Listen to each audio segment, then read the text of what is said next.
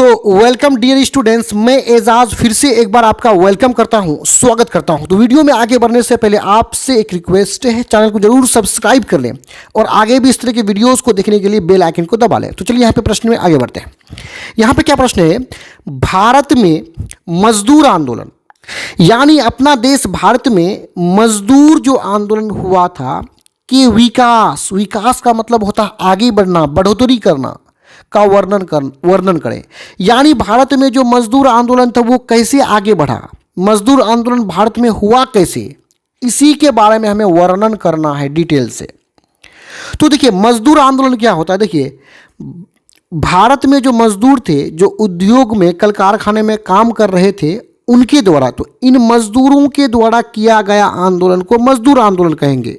तो यहाँ पे उत्तर में जाने से पहले आप थोड़ा सा समझिए कि ये मजदूर आंदोलन क्यों हुआ था। आखिर देखिए, मजदूर जब परेशान हो गए थे तो इसने आंदोलन किया। अब मजदूर परेशान कैसे हो रहे थे समझिए। मजदूर लोग कहाँ काम करते हैं, उद्योग में, मतलब कल कारखानों में काम करते थे। और इन कल कारखानों के जो मालिक थे वो कम वेतन पर अधिक से अधिक काम करवाते थे मजदूरों को। तो इसी के खिलाफ मजदूरों ने जो आंदोलन किया उसी को मजदूर आंदोलन बोलेंगे।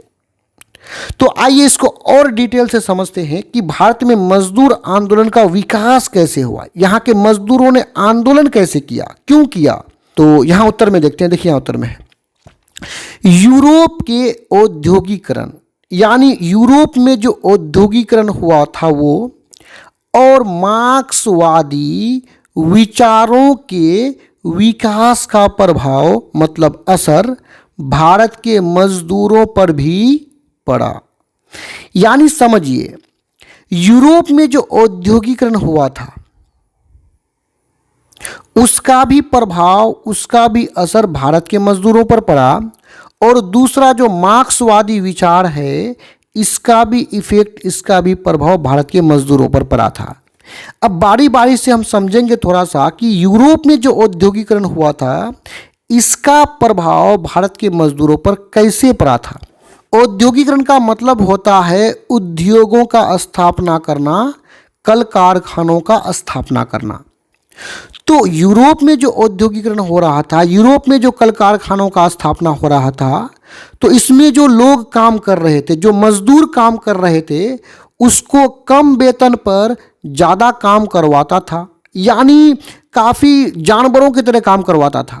तो इसी के खिलाफ मजदूरों ने यूरोप में आंदोलन किया था और वहाँ यूरोप के जो मजदूर जो आंदोलन किए थे उसका प्रभाव भारत के मजदूरों पर पड़ा।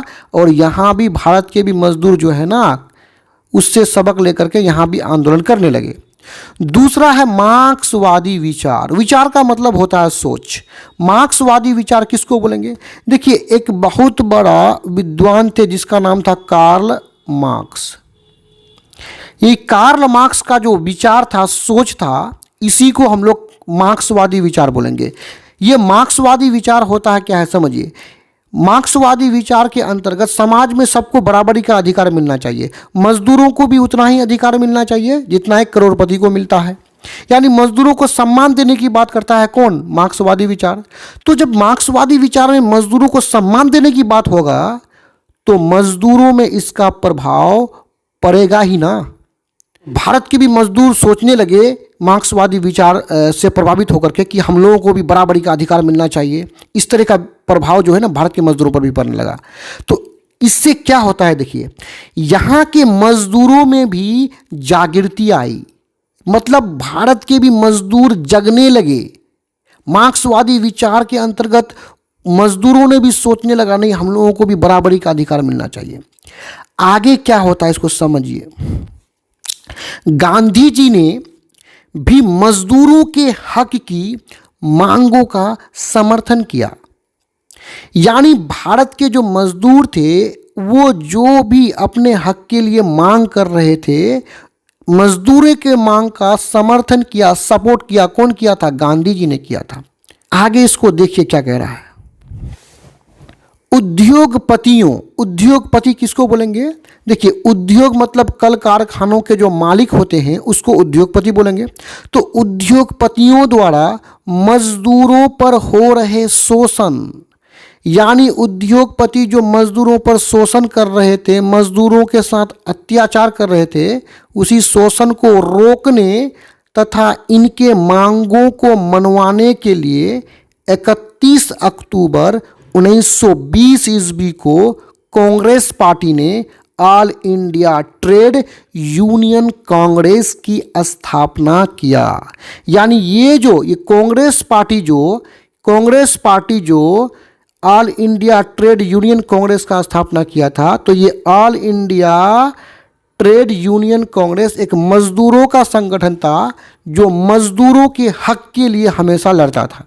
तो यहाँ पे आपका ऑब्जेक्टिव भी हल हो रहा है कि उद्योगपति जो मजदूरों पर शोषण कर रहे थे, इसको रोकने के लिए ही कांग्रेस पार्टी ने all India trade union Congress की स्थापना किया था।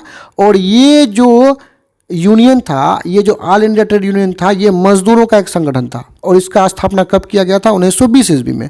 अब दूसरा पैराग्राफ को देखते हैं। यहाँ पे देखिए, मार्क्सवादी विचारों की लोकप्रियता ने मजदूर आंदोलन को और अधिक मजबूत बनाया। लोकप्रियता मतलब पॉपुलैरिटी होना, पॉपुलर होना, मशहूर होना। यानी मार्क्सवादी विचार के अंतर्गत क्या सोच होता है? मार्क्सवादी विचार क्या है कि सबको बराबरी का अधिकार मिलना चाहिए, मजदूरों को भी अधिकार मिलना चाहिए, मजदूरों से काम कम और वेतन, अच्छा वेतन देना चाहिए। तो इस तरह के विचार से जो है ना, मजदूरों का जो आंदोलन है वो मजबूत हुआ। वो इसलिए मजबूत हुआ कि मजदूर सोचने लगे कि नहीं, हम लोगों को भी अधिकार मिलना चाहिए। आगे देखिए क्या होता है, जिससे ब्रिटिश सरकार की चिंता बढ़ी। यानी मजदूर जो आंदोलन करने लगे, इससे ब्रिटिश सरकार, अंग्रेज जो सरकार थे, उसकी चिंताएं बढ़ी, उसका टेंशन बढ़ने लगा। अब आगे देखिए, मजदूरों के खिलाफ दमनकारी उपाय भी किए गए।